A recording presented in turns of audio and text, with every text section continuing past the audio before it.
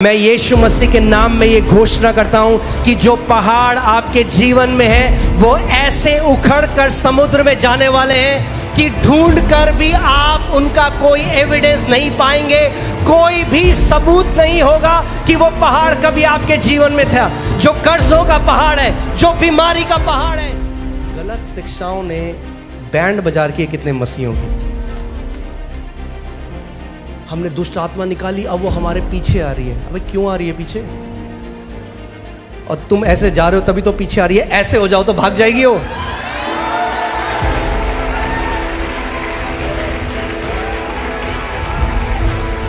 आपने देखा एक कुत्ता आ रहा है आपके पीछे भागता भागता, आप जा रहे हो तो आ रहे हैं। उठाओ पत्थर और घूमो,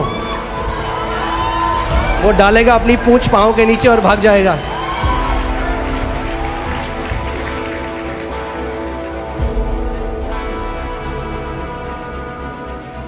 आपने देखा कितने सारे हम सबके साथ ऐसा होता है। आपके घर में कोई भी प्रॉब्लम है, लीकेज की प्रॉब्लम है, सीलन आ गई, और आप कहते हो चलो ठीक करा लूँगा, और वो 1 महीना हो गया, 2 महीना हो गया, 6 महीना हो गया, आपको दिक्कत हो रही है, मगर आप कह रहे हो करा लूँगा, मगर जब तक आप कुछ एक्शन नहीं लेते वो चीज़ वहीं रहती है।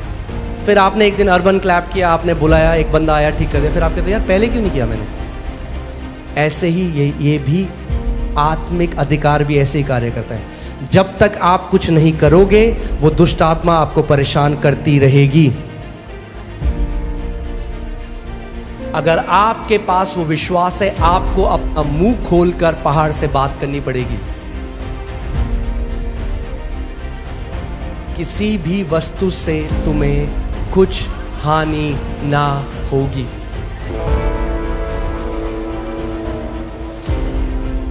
आमीन। वापस चलते हैं उसी में, मरकुस 11:23 में। हालेलुया।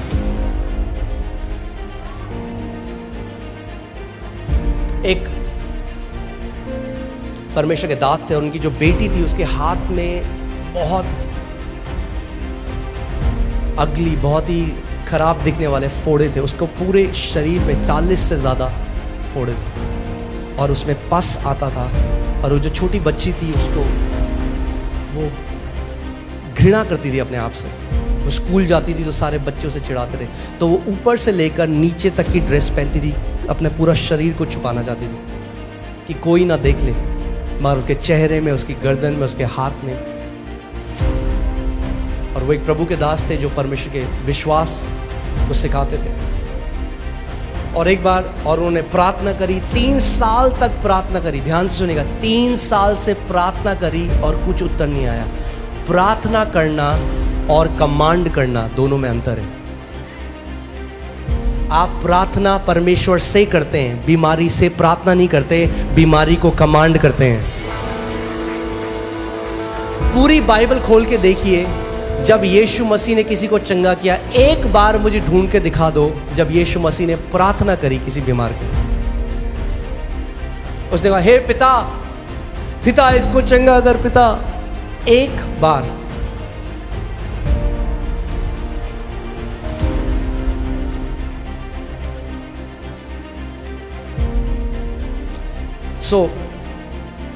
वो 3 साल तक प्रार्थना करते रहे, कुछ नहीं हुआ। फिर एक दिन जब वो प्रार्थना कर रहे थे, आराधना कर रहे थे, पर प्रभु ने उन्हें स्वर्ग उठा लिया।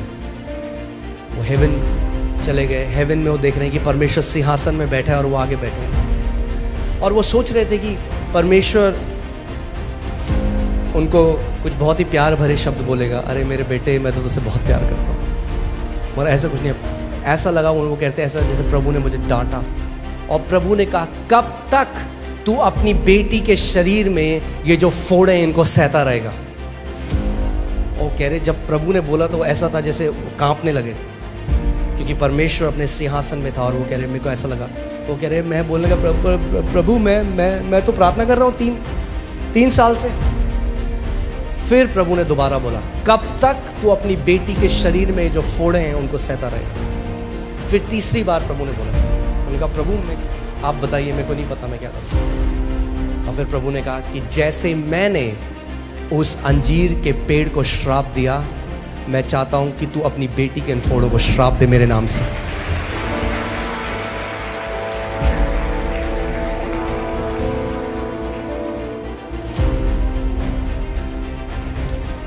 देखिए इसमें क्या लिखा है, जो कोई इस पहाड़ से कहे उखड़ जा और समुद्र में जा पड़ और अपने मन में संदेह ना करे। होता है कि हम बहुत जल्दी गिव अप कर देते हैं।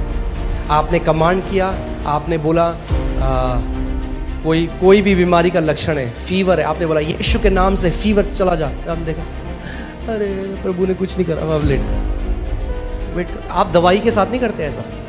आपके पास दवाई के लिए बहुत ज़्यादा विश्वास है, आपने डिस्प्रिन खा ली, सर दर्द हो रहा है, आपको चला जाएगा, अभी मैंने दवाई खा ली है। आप टाइम देते हो दवाई को काम करने में, आप प्रार्थना करते हो, इंस्टेंटली नहीं हुआ तो आप छोड़ देते हो विश्वास। अरे उतना विश्वास तो दे दो परमेश्वर को जितना एक डिस्प्रिन की गोली को देते हो।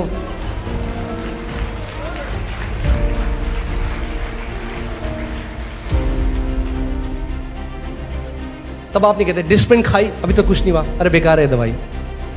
आप कहते नहीं होगा, मैंने खा ली है। ऐसा हम वचन के लिए क्यों नहीं कहते? वचन बोल दिया है, वचन काम कर रहा है, होगा। क्योंकि परमेश्वर का वचन खाली वापस नहीं आता। जब वचन उसके मुंह से निकलता है अपने काम को करे बिना वापस खाली हाथ नहीं आता। हम क्यों नहीं कहते ऐसे? आमीन। अपने मन में संदेह नहीं करना।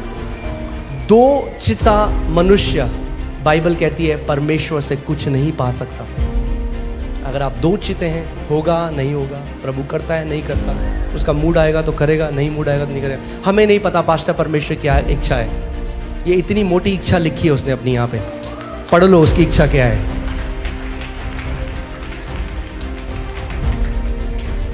आमीन। फिर मत बोलो परमेश्वर की इच्छा क्या है। यीशु मसीह परमेश्वर की इच्छा ही पूरी कर रहा था पूरे गॉस्पेल में। एक भी व्यक्ति को देखकर उसने कहा भाई मन तो बहुत है तुम्हें चंगा करने का, मगर मेरे पिता की इच्छा नहीं है तो नहीं कर सकते। आमीन। अपने मन में संदेह ना करो, वरन प्रतीति करें कि जो कहता हूं, बोलो कहता हूं, जो कहता हूं वो हो जाएगा। अगर कुछ नहीं कहते तो वही होगा।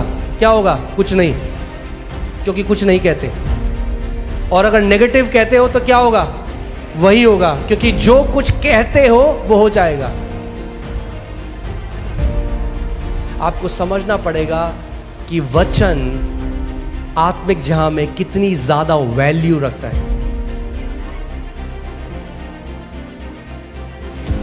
आमीन। सो ये जो परमेश्वर के दास थे, ये वापस आए, इन्होंने अपनी बेटी को बुलाया और इन्होंने श्राप दिया उन फोड़ों को। उन्होंने कहा यीशु के नाम में मैं श्राप देता हूँ, जड़ से सूख जाए। और कह रहे 40 दिन तक मैं विश्वास में बना रहा, मैंने मान लिया वो हो गया है, मैं प्रभु को धन्यवाद देता रहा। कह रहे शैतान बार बार आया, मुझे संदेह। आप ये सोचिए, उन्होंने उनका परमेश्वर के साथ आमना सामना हुआ है, वो स्वर्ग में उठा ले गए, तब भी 40 दिन लगे। क्यों लगे मुझे नहीं पता, मगर उन्होंने कहा इस बारी मैं डाउट को नहीं आने दूंगा। कभी आप सोचते हो कि जितनी एनर्जी आपकी डाउट परमेश्वर को संदेह करने में लगती है, उतनी एनर्जी आपको परमेश्वर का वचन विश्वास करने में भी लगती है। जितनी एनर्जी आपकी लगेगी अरे कुछ नहीं हो रहा, उतनी एनर्जी लगेगी प्रभु यीशु मसीह में सब कुछ संभव है। एक बार हम मोती नगर में थे, एक आंटी आई, हमने उनके लिए प्रार्थना करी। हमने बोला आंटी बोलो यीशु के कोड़े खाने से मैं चंगी हो गई हूँ। वो कह रहे मेरे अंदर बेटा इतनी सामर्थ नहीं है बोलना। आंटी बोलो थैंक यू जीसस। नहीं मेरे अंदर बिल्कुल भी शक्ति नहीं है बेटा, मेरे अंदर बिल्कुल भी शक्ति नहीं है बेटा। मैं बोला था बोलो थैंक यू जीसस।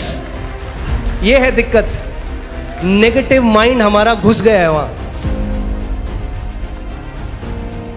जो गलत शब्द हमारे निकलते हैं, अगर उसको बदल कर आप परमेश्वर का वचन बोलने लग जाओ तो बहुत सारी जय देखोगे अपने जीवन में।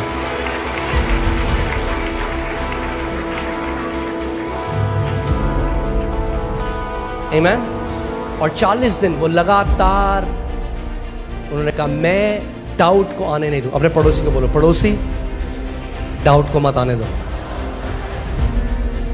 डाउट क्या, शैतान क्या चाहता है? आप किस चीज में संदेह करें? कि परमेश्वर, आप वो चाहता है आप डाउट करो परमेश्वर की इंटेग्रिटी में, यानी परमेश्वर की ईमानदारी में, कि अगर उसने बोला है वो आपका विश्वास चुराना चाहिए। बोला अरे लिखा है पर होता नहीं है। आपको कई मसीह मिलेंगे आज, बोले हाँ लिखा तो है पर हमारे साथ तो नहीं हुआ। परमेश्वर का वचन कहता है परमेश्वर सच्चा और हर कोई और झूठा हो, उसका वचन नहीं बदल सकता। आमेन। सो 40वें दिन वो अपने एक अलग कमरे में थी, चिल्लाने लगी बहुत तेज, पापा पापा चिल्लाने लगी। ये भाग के गए, इनको लगा पता नहीं क्या हो गया, भाग के गए, वो रो रही थी, सारी ग्रोथ गायब हो चुकी थी, नई brand new skin, brand new skin, एक भी फोड़ा, और उस चीज का एविडेंस भी नहीं था, कोई सबूत भी नहीं था कि कभी उसके शरीर में फोड़े थे। मैं यीशु मसीह के नाम में ये घोषणा करता हूं कि जो पहाड़ आपके जीवन में है वो ऐसे उखड़ कर समुद्र में जाने वाले हैं कि ढूंढ कर भी आप उनका कोई एविडेंस नहीं पाएंगे, कोई भी सबूत नहीं होगा कि वो पहाड़ कभी आपके जीवन में था। जो कर्जों का पहाड़ है, जो बीमारी का पहाड़ है, जो मानसिक तनाव का पहाड़ है, जो कलेशों का पहाड़ है, प्रभु यीशु मसीह के नाम में वो सारे पहाड़ उखड़ने वाले हैं और परमेश्वर उस सबूत को भी मिटा देगा कि कभी आपके जीवन में वो पहाड़ थे, यीशु के नाम में। आमेन, हालेलुया। विश्वास करते हैं आप? जोर से बोले आमेन। जो